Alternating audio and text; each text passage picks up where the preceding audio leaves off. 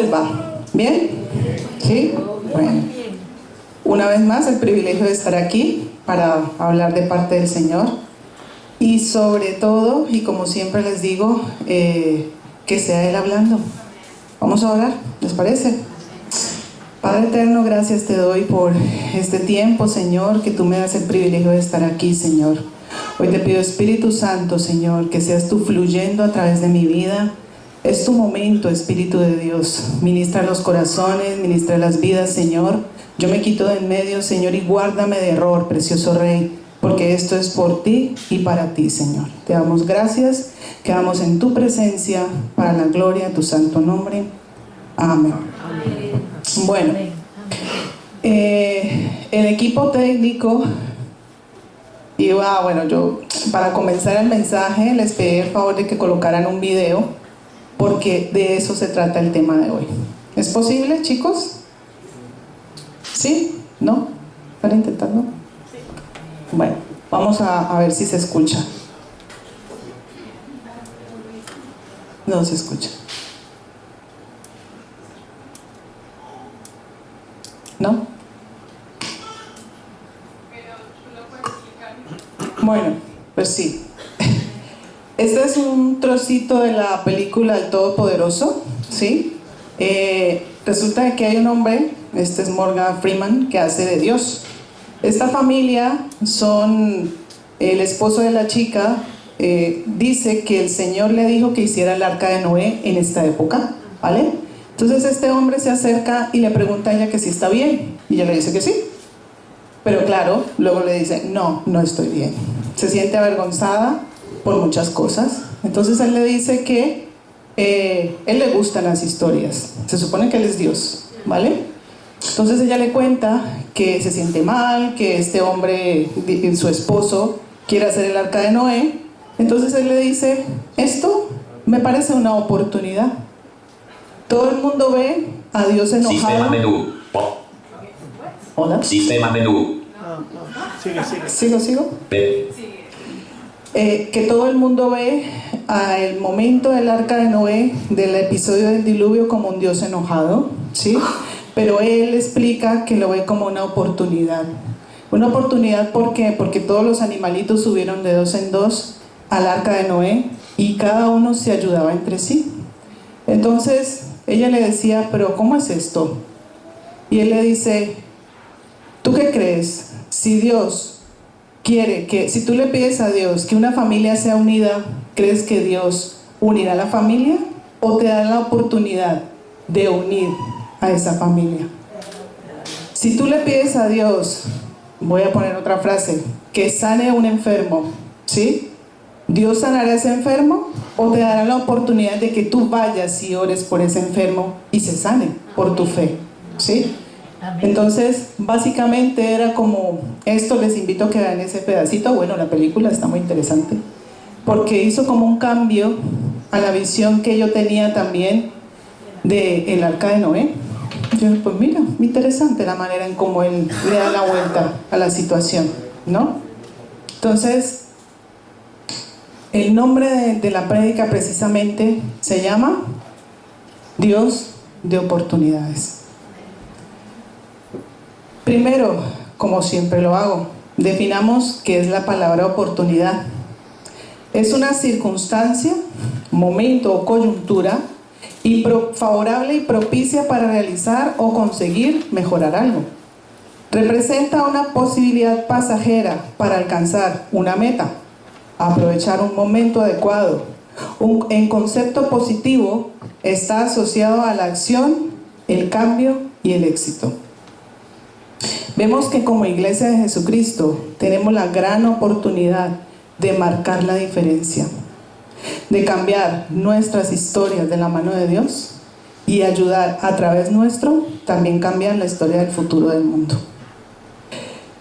Esto hará que dejemos huella para las próximas generaciones.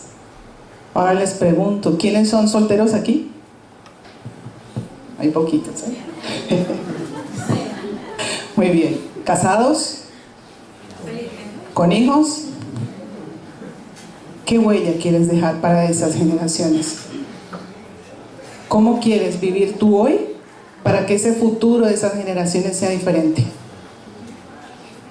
Veamos 4 contextos, ¿sí?, que me llamaron mucho la atención frente a estas oportunidades.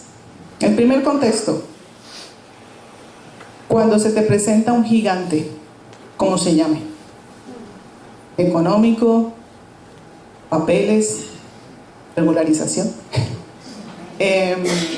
enfermedad, lo que sea, familia en conversa, un hermano que no te habla, que tú le amas pero que no quiere nada contigo. Son gigantes, ¿cómo se llaman? Los gigantes que cada uno de nosotros podemos tener, ¿sí? Entonces, quiero hablarles de un personaje primeramente. Este personaje se llama Josafat. ¿Quién conoce la historia del rey Josafat? Muy bien. ¿Pocos? Bueno. ¿Quién era él? El rey Josafat fue el 4.º rey de Judá, destacado en la Biblia por ser un monarca piadoso que buscó a Dios, fortaleció militarmente su reino y promovió la enseñanza de la ley. A pesar de sus alianzas erróneas con el rey Acab de Israel, su reinado se caracterizó por la paz, la prosperidad y la dependencia divina en tiempos de crisis. ¿Se parece a nuestra historia? Pensémoslo, ¿vale? Vamos a leer segundo libro de Crónicas 20, del 13 al 17. Yo les contextualizo. Este rey de Judá, muy pequeñito, en medio de unas poblaciones muy grandes, obviamente, como sabemos hasta hoy, Israel es un pueblo que quiere ser acabado de la faz de la tierra. Lo vemos, ¿no? Actualmente. Y así mismo era en la historia. Resulta de que habían 2 pueblos gigantes, el de Moab y el de Amón, que por cierto, para que ustedes vean qué podemos dejar a las futuras generaciones. Estos 2 pueblos eran los descendientes del incesto entre Lot y sus hijas. Para que veamos cómo podemos direccionar o qué huella podemos dejar en nuestras generaciones. Tremendo esto, ¿no? Entonces, estos pueblos querían venir a arrasar con Josafat y su pueblo. Pero ¿qué oportunidad tuvo él? Él tenía 2 caminos. Me rindo, hagan con nosotros lo que quieran, yo aquí no puedo. Ustedes son más grandes que yo. ¿Vale? Pero veamos qué hizo. A partir del versículo 13. Todo el pueblo de Judá, hombres, mujeres y niños, estaban de pie en el templo de Dios. Allí también se encontraba uno de los ayudantes del sacerdote llamado Jaasiel, hijo de Zacarías. Estos son los antepasados de Jaasiel, Asaf, Matanías, Jaliel, Benaías, Zacarías. Por si quieren buscar nombre para sus niños, ahí tienen una lista. De pronto, el Espíritu de Dios le dio este mensaje a Jaasiel, quien dijo: Rey Josafat y todos los que viven en Judá y en Jerusalén, escuchen bien esto. Dios dice que Él peleará contra ese ejército tan numeroso, así que no se alarmen ni tengan miedo. El día de mañana ellos subirán por la cuesta de Cis. Ustedes salgan a encontrarlos donde termine el río que está frente del desierto de Jeruel, pero no los ataquen. Más bien, quédense quietos allí y sean testigos de cómo Dios peleará contra ellos. Amén. Tremendo esta palabra porque, como les decía en un principio, él tenía 2 caminos. O creer en esta palabra o decir me rindo, ¿no? Pero ¿qué te pasa? Si esos son más grandes que yo. Entonces definitivamente me rindo. Pero veamos lo que hizo él. Leamos desde el 18 al 24. Entonces Josafat se inclinó rostro a tierra, y asimismo todo Judá y los moradores de Jerusalén se postraron delante de Jehová y adoraron a Jehová. Y se levantaron los levitas de los hijos de Coad y de los hijos de Coré para alabar a Jehová, el Dios de Israel, con fuerte y alta voz. Y cuando se levantaron por la mañana, salieron al desierto de Tecoa. Y mientras ellos salían, Josafat, estando en pie, dijo: Oídme, Judá y moradores de Jerusalén, creed en Jehová vuestro Dios y estaréis seguros. Creed a sus profetas y seréis prosperados. Y habido consejo con el pueblo, puso a algunos que cantasen y alabasen a Jehová vestidos de ornamentos sagrados, mientras salía la gente armada, y que dijesen: glorificad a Jehová, porque su misericordia es para siempre. Y cuando comenzaron a entonar cantos de alabanza, Jehová puso contra los hijos de Amón, de Moab y del monte de Seir las emboscadas de ellos mismos, que venían contra Judá, y se mataron los unos a los otros. Porque los hijos de Amón y Moab se levantaron contra los del monte de Seir para matarlos y destruirlos. Y cuando hubieron acabado con los del monte de Seir, cada cual ayudó a la destrucción de su compañero. Y luego vino Judá a la torre del desierto. Miraron hacia la multitud, y aquí yacían ellos en tierra muertos, pues ninguno, ¿qué? Había escapado. Eso es lo que hace Dios con nuestros enemigos cuando caminamos de su mano. Ojo, cuando nos aferramos a Él, cuando realmente rendimos nuestra vida a Él en todos los aspectos de nuestra vida y caminamos en obediencia, eso es lo que hace Dios con los enemigos. ¿Aprovechó Josafat esa oportunidad? Les pregunto. ¿Aprovechó ese momento en que un profeta dice de parte de Dios: esto es lo que vamos a hacer? Como pueblo de Dios, mis hermanos, como hijos de Dios, tenemos oportunidades todo el tiempo, las 24 horas del día, para agradar el corazón de Dios.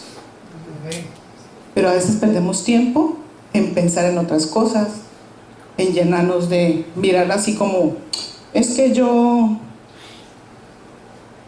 pero no miramos hacia arriba. Y Él todo lo hace por el bien. ¿O vemos algo malo aquí? ¿Vale?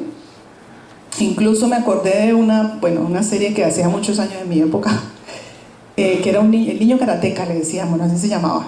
Y ese niño, en algún momento, me gustó mucho una frase que dijo: detrás de un gran problema hay una gran oportunidad. Proverbio chino, ¿eh? Y vemos que a la luz de la palabra es una realidad. ¿Qué estamos haciendo con estas circunstancias que nos agobian, que no nos gustan? Porque nuestro yo se levanta, esta carnita se levanta. Pero vemos que Josafat ahí hizo lo correcto, y hasta ahora se habla de él. ¿Dejó herencia para las futuras generaciones? ¿Estamos aquí sentados? Ahí nos dejó una enseñanza. Amén. Otro contexto. Leamos primer libro de Samuel, capítulo 17, del 24 al 27. ¿De quién se trata? Del rey David. Sabemos que se conoce como el hombre que va tras el corazón de Dios.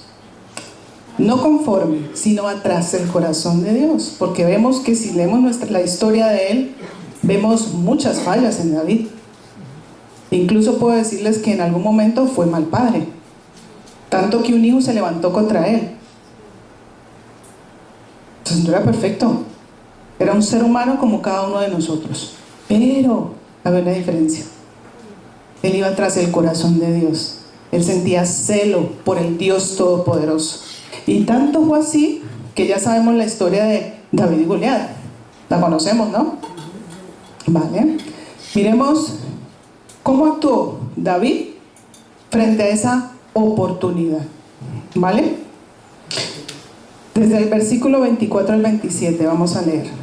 Y todos los varones de Israel que veían a aquel hombre huían de su presencia, hablamos del gigante, y tenían gran temor. Y cada uno de los de Israel decía: ¿no habéis visto aquel hombre que ha salido? Él se adelanta para provocar a Israel. Al que le venciere, el rey le enriquecerá con grandes riquezas y le dará a su hija, y eximirá de tributos a la casa de su padre en Israel. Entonces habló David: a los que estaban junto a él diciendo: ¿qué es lo que hará? Oportunidad. ¿Qué harán al hombre que venciera a este filisteo y quitara el oprobio a Israel? Porque ¿quién es ese filisteo incircunciso para que provoque a los escuadrones del Dios viviente? Y el pueblo le respondió las mismas palabras diciendo: así se hará al hombre que le venciere. Vemos cómo David se interesa en un momento crítico. Si hasta el rey Saúl, ¿cómo estaba? Aterrorizado, paniqueado, como decimos, ¿sí? Aterrorizado. Él y todo su ejército. Pero viene un niño tan sencillo que con lo único que sabía hacer, que era con la, ¿cómo es que se llama eso? La honda y las piedras, lo único que sabía hacer, pero lo hizo ¿con qué? Con pasión. Esa oportunidad para decir: pero a ver, ustedes que tienen armas y todo esto, estoy parafraseando, ¿no son capaces de lanzarse contra este incircunciso que viene a dañar, a provocar a Dios? Pues yo sí que lo haré. ¿Qué hacemos nosotros frente a ese gigante? Le pedimos que normalmente oren por mí, pero ¿yo qué estoy haciendo? A veces le soltamos la responsabilidad o al líder, o al hermano, o a la familia que es más cristiano que yo, ¿sí? Y yo me quedo tan ancho diciendo: bueno, a ver, Dios, ¿qué hace con la oración? Porque es que a este sí le escucha, a mí no. Entonces, ¿cuál es nuestra actitud? Vemos que David sentía pasión por el Señor. Veía cómo el pueblo y el rey Saúl se dejaban llenar de pánico frente a este gigante. Pero David se puso a sí mismo ese reto. Yo les pregunto: ¿qué dones y talentos tenemos cada uno de nosotros? Yo creo que son muchos, muchísimos. Y podemos buscar mejorarlos aún. Para el Señor, para su gloria y para su honra, ¿sí? Y veamos su reacción, su oportunidad de dejar el nombre de Dios como debería estar en su pueblo, que se llamaba escogido. ¿Aquí habemos escogidos? ¿Quiénes son los escogidos del Señor aquí? Hombre, no lo dudemos. Entonces, veamos en 1 Samuel 17, del 41 al 50. Y aconteció que cuando el filisteo se levantó y echó a andar para ir al encuentro de David, David se dio prisa y corrió a la línea de batalla contra el filisteo. Y metiendo David su mano en la bolsa, tomó de allí una piedra y la tiró con la honda, e hirió al filisteo en la frente, y la piedra quedó clavada en la frente y cayó sobre su rostro en tierra. Así venció David al filisteo con honda y piedra, e hirió al filisteo y lo mató, sin tener David espada en su mano. Tremendo, ¿no? Tenemos al Espíritu de Dios con nosotros. Amén. Y Él puede ganar cualquier batalla que nosotros tengamos. Pero la cuestión es: yo le estoy rindiendo a Él: Señor, es que yo no puedo, pero tú puedes por mí. ¿Cómo estoy actuando yo en ese momento, en ese preciso instante de la oportunidad? Como decía el trocito de la película, si queremos nuestra familia unida, Señor, une a mi familia. Vale, hijo, pues anda, únela tú. Para eso te he puesto ahí. Por ejemplo, ¿sí? David, pues aquí dejó historia. Hasta hoy la estamos estudiando y aprendemos de su forma de actuar y de ver la vida. Amén. Con todas sus fallas, mis hermanos. Porque tenemos un acusador. Ya sabemos cuál es el acusador, ¿no? Y ese acusador siempre nos da donde más nos duele. ¿Sí serás capaz? Y vienen las vocecitas: tú sí podrás. Y uno dice: sí que puedo. ¿Estás seguro? Ay, pues sí, bueno, pues yo creo que sí. Y ahí viene la duda. Si lo hizo con el Señor Jesucristo en el desierto, mis hermanos, con el mismo Hijo de Dios, Ah, si eres hijo de Dios, pues sí lo eres. Ahora nosotros, por eso es importante vivir la palabra y aplicarla en nuestra vida. Amén. Amén. Otro contexto frente al perdón. ¿Qué significa perdón? Decisión voluntaria de cancelar una duda moral, librando el rencor hacia quien te ofendió, basado en el amor y la gracia de Dios. Hay una palabra en hebreo que dice salah, que es el perdón de Dios, clemencia y misericordia. Les pregunto a ustedes también, y siempre lanzo preguntitas para que ahí sentaditos meditemos. ¿Por nuestros propios méritos nos ganamos la clemencia, la misericordia de Dios? Pero el Señor Jesucristo lo hizo. Por nosotros, por cada uno de nosotros. Hemos sido llamados a ser perdonados. Por tanto, entendemos que esto es una decisión difícil de gestionar. Es difícil, como seres humanos aquí en este mundo, que hemos sido enseñados en que ojo por ojo y diente por diente, para que aprenda. ¿Sí o no? Es que si me grita, pues yo grito más duro, más fuerte. Es que si me mira mal, pues yo también le paso calle para que aprenda. Y resulta que nos estamos haciendo daño a nosotros mismos, mis hermanos. Y es algo que tenemos que gestionar primero, como lo he dicho muchas veces, buscando ayuda, porque a veces solos no podemos. ¿Sí? Primeramente rendir esto delante del Señor, porque el problema es para mí. Es para quien no hace lo que Dios ha mandado a que hagamos. Porque si mi alma está llena de todas estas cosas, tarde o temprano sale a mi cuerpo. Es cuando vienen las enfermedades, el cáncer, cosas terribles. Y se los digo por experiencia vivida, personas cercanas a mí, familia cercana a mí, que no quiso perdonar a su padre, a su abuelo. Es que lo vi y no terminaron bien. Y creamos, mis hermanos, de que el perdón es una decisión voluntaria. Yo no siento perdonar, yo decido perdonar. Y si no, pues tengo a esa persona conmigo todos los días de mi vida hasta que decida soltar. ¿Qué dice el Señor acerca de esta palabra? De esto que les estoy diciendo. Vamos a Efesios 4:32. Por el contrario, sean buenos y compasivos los unos con los otros y perdónense, así como Dios los perdonó a ustedes por medio de ¿quién? Cristo. De Cristo. Él nos ama tanto, mis hermanos, que por eso quiere la bendición para nosotros. Es que es para nosotros. Arrebatemos esa bendición siendo obedientes a su palabra. Veamos otro versículo, Mateo 6 del 14 al 15. En la traducción, si ustedes perdonan a otros el mal que les han hecho, Dios, su Padre, que está en el cielo, los perdonará a ustedes. Pero si ustedes no perdonan a los demás, tampoco su Padre los perdonará a ustedes. Colosenses 3, del 13 al 14. Soportándoos unos a otros y perdonándoos unos a otros, si alguno tuviere queja contra otro, de la manera que Cristo os perdonó, así también hacedlo vosotros, y sobre todas las cosas vestidos de amor, que es el vínculo perfecto. Oportunidad,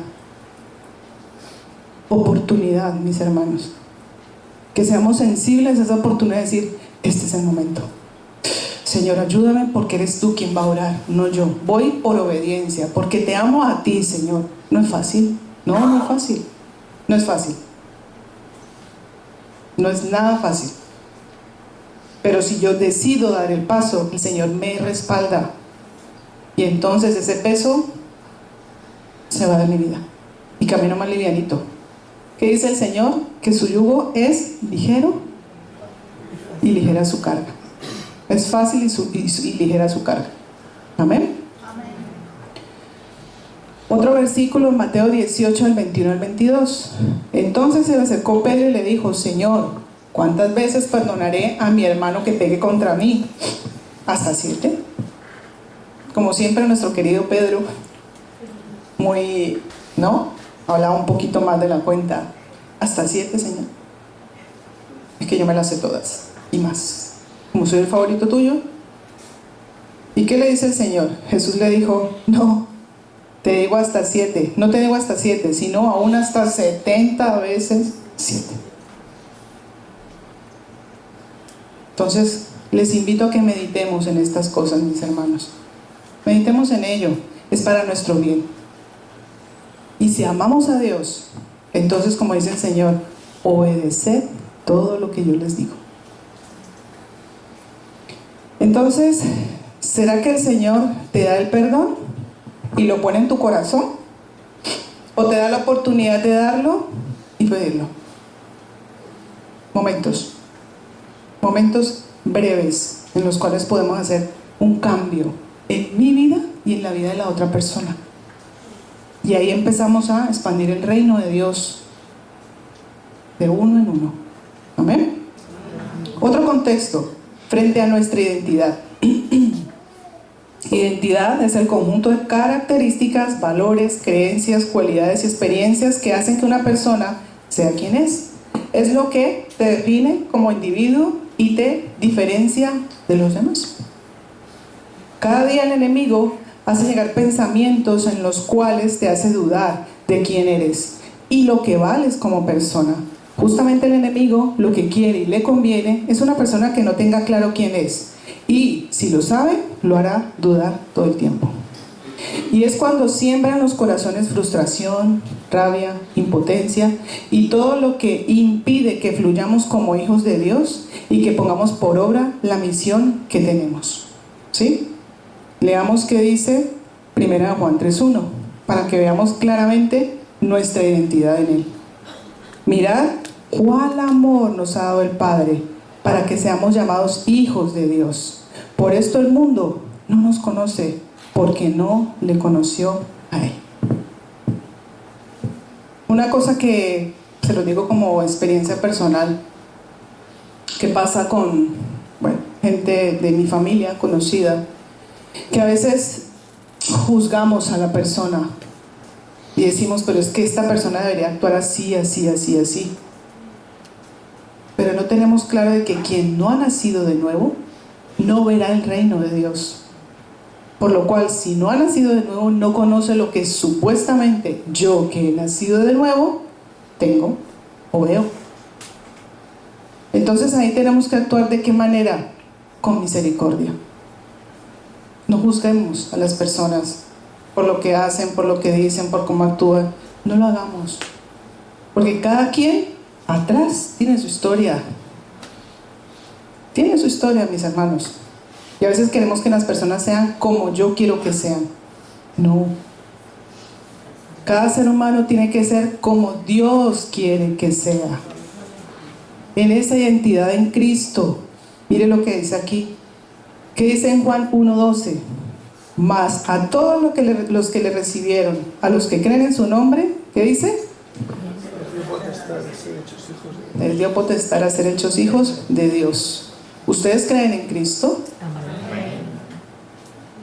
¿Han recibido plenamente su presencia en sus vidas y en sus casas? Amén. Entonces, ¿por qué dudamos de esa identidad? ¿Por qué decimos yo no puedo?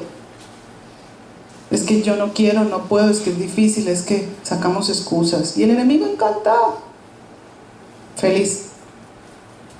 ¿Y saben cuál es el problema, mis hermanos? Que no sabemos si esa es la última oportunidad que tengas. O tú o esa persona.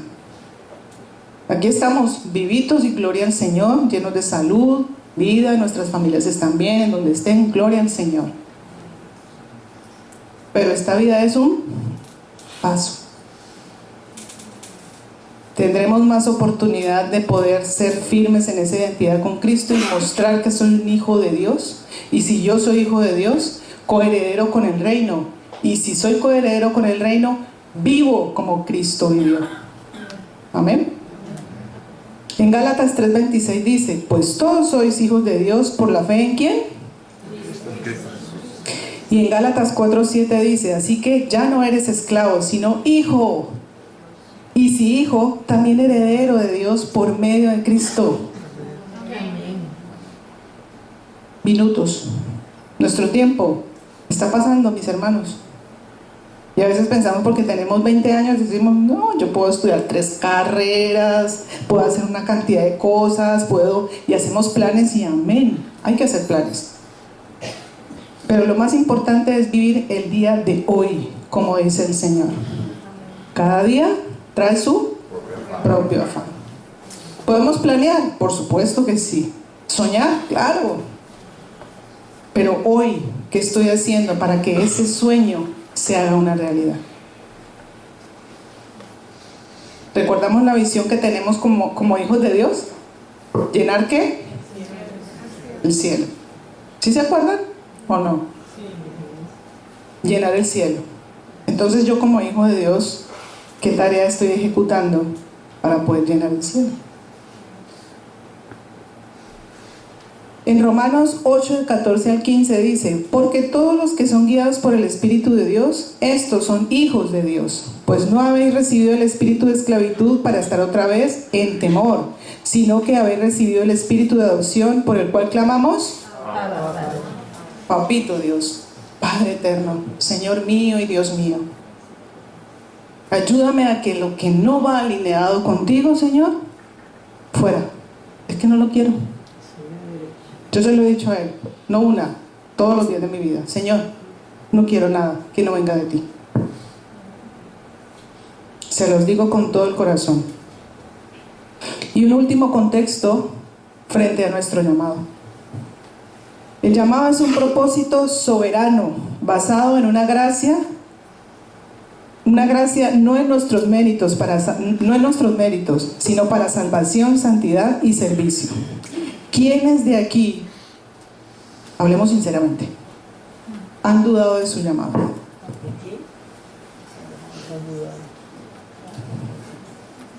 Yo he dudado de mi llamado. No una vez, muchas veces. Yo sí serviré para esto, Señor. ¿En serio? ¿Por qué me pasan estas cosas, Señor? ¿Será que estoy en el lugar adecuado, Señor? Y entonces Dios me dice claramente en su palabra. Miremos en 2 de Timoteo 1, del 9 al 11. Quien nos salvó y llamó con llamamiento santo, no conforme a nuestras obras, sino según el propósito suyo y la gracia que nos fue dada en Cristo Jesús antes de los tiempos de los siglos, pero que ahora ha sido manifestada por la aparición de nuestro Salvador Jesucristo, el cual quitó la muerte y sacó a la luz la vida y la inmortalidad por el Evangelio, del cual yo fui constituido predicador, apóstol y maestro de los gentiles. ¿Quién está hablando ahí? Vemos cómo hemos sido llamados. Y si estamos aquí, mis hermanos, miren, no importa la edad. Y yo les tengo aquí un ejemplo muy clarito. Mi Rosita. Esta Rosita es una mujer que tiene una pasión por aprender del Señor, por servir, por dar amor. Tiene su carácter, tiene sus fallas, pero hace lo que muchos jóvenes y maduros no quieren hacer, porque es más cómodo. Ya no le importa ir a una célula un sábado, no le importa. Y está ahí atenta: ¿a qué horas es en la célula? ¿A qué horas es tal cosa? ¿Vamos a hacer esto? Está muy pendiente. Tiene más de 80 años. ¿Hay excusa? Ella está aprovechando cada oportunidad de su vida para aprovechar ese llamado. Nosotros, ¿qué estamos haciendo? Yo sé que muchos aquí estamos aprovechando el llamado, gloria a Dios. Pero hagamos que el Señor realmente se vea y brille en nosotros como llamados, escogidos, e hijos de Dios. Amén. En Romanos 8:28, ¿qué dice? Y sabemos que Dios hace que todas las cosas cooperen para el bien de quienes los aman y son llamados según el propósito que Él tiene para ellos. ¿Ustedes consideran que Dios tiene un propósito bueno o malo para ti? Sería como que pensáramos que fuera malo. Si estamos aquí es por la misericordia del Señor. ¿Ustedes saben cuántas personas están yendo al infierno en este momento porque nadie les ha predicado? Porque están cargadas de odio, de amargura, de resentimiento, de todo lo peor. Y nadie les ha dicho nada. Y lo peor es que a veces sentimos vergüenza. Ay, ¿será que le digo? ¿Será que, Señor, y si me dice que no? Y miren que es algo bonito que yo, ya les digo, mi esposo es mi polo a tierra. Y él le falta rendir muchas cosas al Señor. Pero está ahí, inquieto. Y me dice unas cosas que me confrontan. Por ejemplo, les pongo un testimonio. Ayer estaba yo un poquito tensa. Señor, ¿será que lo voy a hacer bien? ¿Será que voy a hablar lo correcto? Señor, el pastor sabe que yo me pongo muy nerviosa. Me asusta mucho el estar aquí. Y me dice mi esposo, pero Astrid, dale gracias a Dios y siéntete gozosa de que vas a estar allí dando un mensaje a la gente. Y eso me confrontó. Perdón.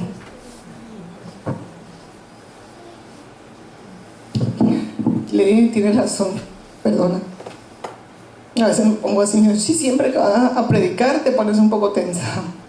Es que es una responsabilidad muy grande. Pues sí, pero si Dios te puso ahí es porque la puedes hacer. Calladita me dijo.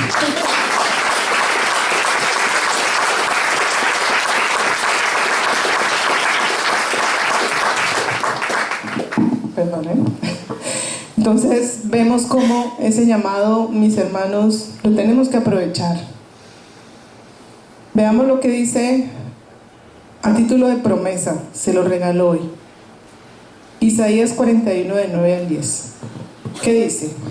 Yo quiero que lo leamos juntos. ¿Les parece bien? ¿Sí? A ver, leámoslo. Te he llamado desde los confines de la tierra, diciéndote...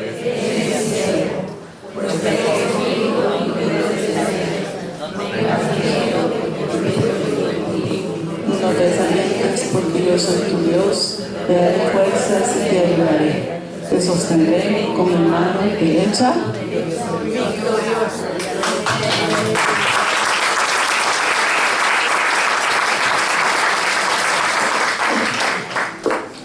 Y entonces después de eso, de ese comentario de mi esposo, pues me llega esta palabra. Yo, venga.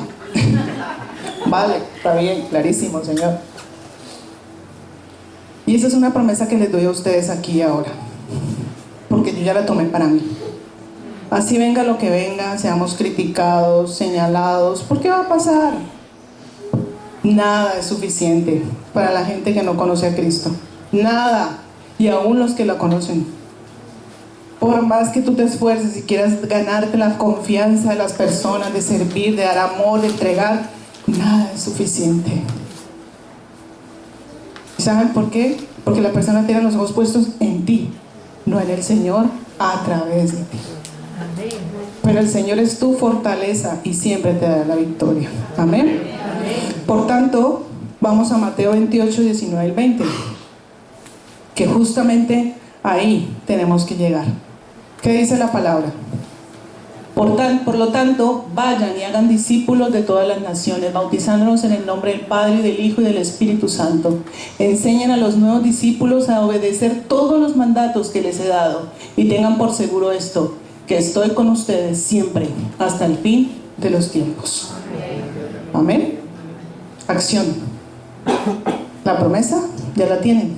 Isaías 41, de 9 al 10. Ahora, Mateo 28, 19 al 20. Acción. Oportunidad. ¿Cómo vamos a llenar el cielo si nos quedamos callados? ¿Cómo vamos a llenar el cielo si ni siquiera le predicamos a mi hermano que está allí? De sangre hablo. Y Nos quedamos callados porque es que como no me habla, pues suerte, que él se encuentre con el Señor. Y si la oportunidad que hay es que tú seas ese encuentro de parte de Dios para esa persona. Entonces, mis hermanos, hoy, para terminar, aprovechemos esos momentos, esas oportunidades, no solo para hablar del Evangelio, que es el reino de Dios, las buenas nuevas de salvación, sino esas oportunidades de poder abrazar, amar, decir un te quiero, decir un te pido perdón, me equivoqué, o te perdono aunque me hayas fallado. De vivir en el amor de Cristo, pues podría ser la última oportunidad que tengas tú o la otra persona. Ese es el llamado. Veamos todo como una oportunidad. Señor, ¿aquí qué quieres que haga? Y le pido al Espíritu Santo que sensibilice nuestros sentidos de tal manera que podamos discernir. Aquí tengo que hablar, no me voy a quedar callado. Señor, respáldame. Hay un chico que admiro mucho, se llama David. Creo que el grupo de jóvenes un día estuvo con él en la Plaza Cataluña cantando, adorando. Este chico, lo que se enfrenta en los metros, insultos, agresiones. Él pone la parte bonita de los en Instagram, él pone lo bonito, pero todo lo que él ha recibido por hacer lo que Dios manda que hagamos, y eso no es nada para lo que viene. Así que por eso el Señor ahora quiere preparar nuestro corazón, nuestra vida, porque lo que se viene no es fácil, pero con Él se hará fácil. Amén. Amén. Bueno, Señor, hoy te doy gracias, Padre amado, por este tiempo, por este privilegio, Señor, una vez más de permitir hablar lo que tú has hablado a mi corazón primero, Señor. Gracias, poderoso Rey, bendigo a mis hermanos. Te ruego, Espíritu Santo, Señor, que seas tú sensibilizando los sentidos para que podamos ver la oportunidad de hablar de ti, de vivir el reino tuyo, Señor, y sobre todo de amar y dar ese amor tuyo a los demás, Señor. Te damos gracias en el poderoso nombre de Cristo Jesús. Amén. Amén.